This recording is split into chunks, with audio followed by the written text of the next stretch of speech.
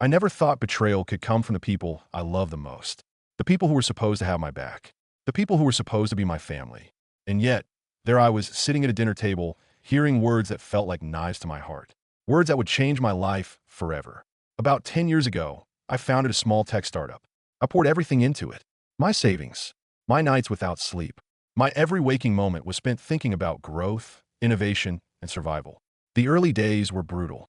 I barely had enough money to pay the team, to keep servers running, or even to buy coffee for myself.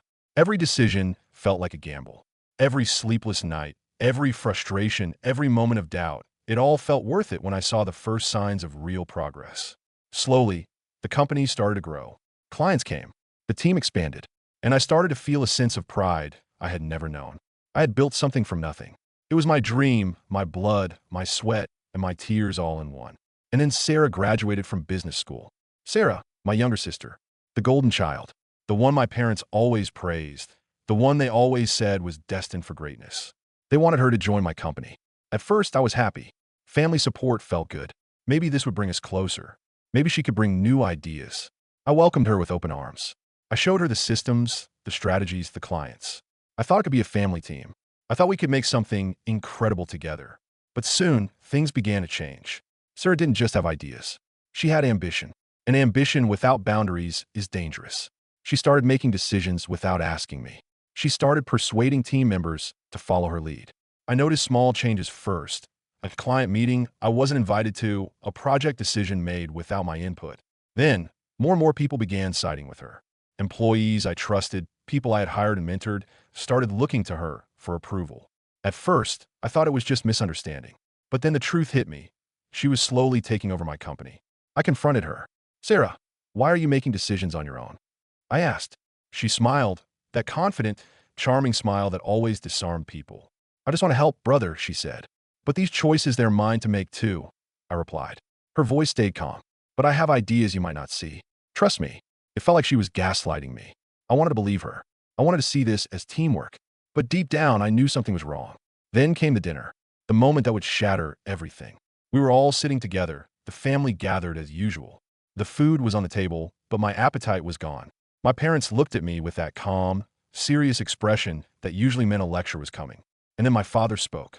We've been thinking, he said slowly, Sarah should take over the company. I froze. What? I whispered, not sure I heard him correctly.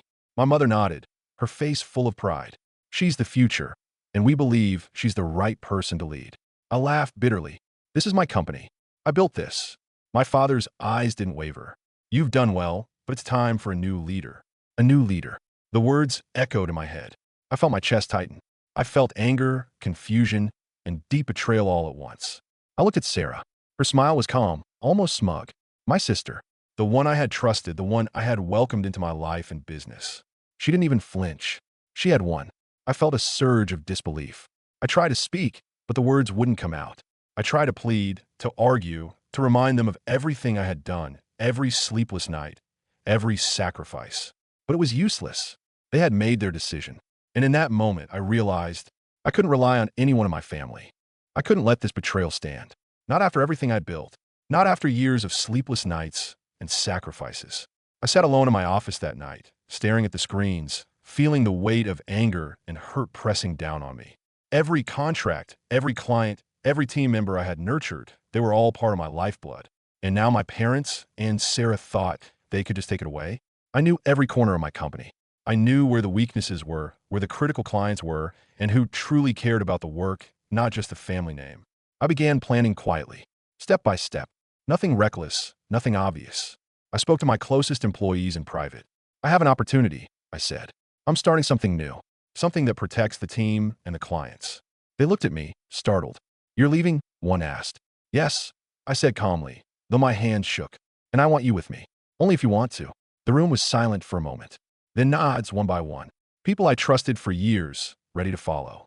I also began carefully transferring contracts, making sure everything was legally clean. It had to be perfect.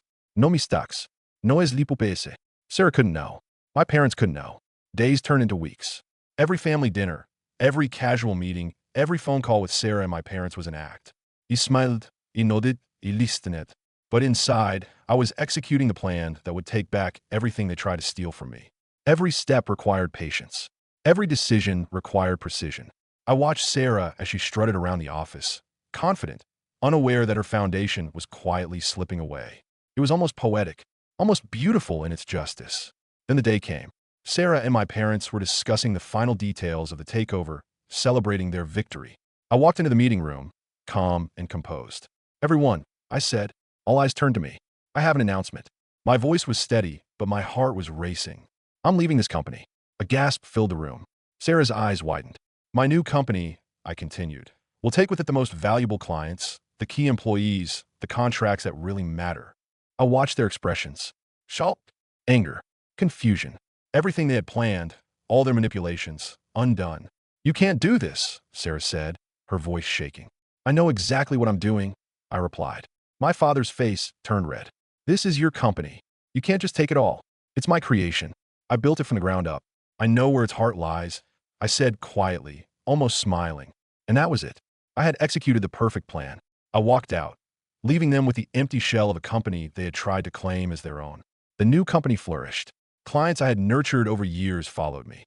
Employees I trusted, people who believed in me, joined willingly. We were stronger, leaner, and more united than ever. Sarah tried to salvage the old company, but without the core team and key clients, it struggled. The empire they thought they could take from me crumbled quietly under their hands. And my parents? They watched, helpless, as the consequences of their favoritism and betrayal unfolded. I never gloated. I never needed to. The results spoke for themselves. I had turned betrayal into triumph. I had proven that hard work, loyalty, and careful planning could outmatch even the closest family's treachery. I remember sitting in my new office one evening, looking out the window at the city lights. I felt a mix of relief, satisfaction, and a strange emptiness. It wasn't about revenge anymore. It was about justice. It was about reclaiming what was mine, protecting what I built, and ensuring that no one could take it from me again. And I realized something important. Family isn't always about blood. Family can betray. But loyalty, integrity, and vision, those are earned, not given. Sometimes, the hardest lessons come from the people you trust the most. And sometimes, the sweetest victories are the ones you win quietly, with strategy and patience. I had learned both lessons in the harshest way possible, but I had come out stronger, smarter, and more determined than ever. If someone you trusted betrayed you like this, what would you do? Would you fight back, plan quietly, and reclaim what's yours? Or would you walk away and let karma take its course?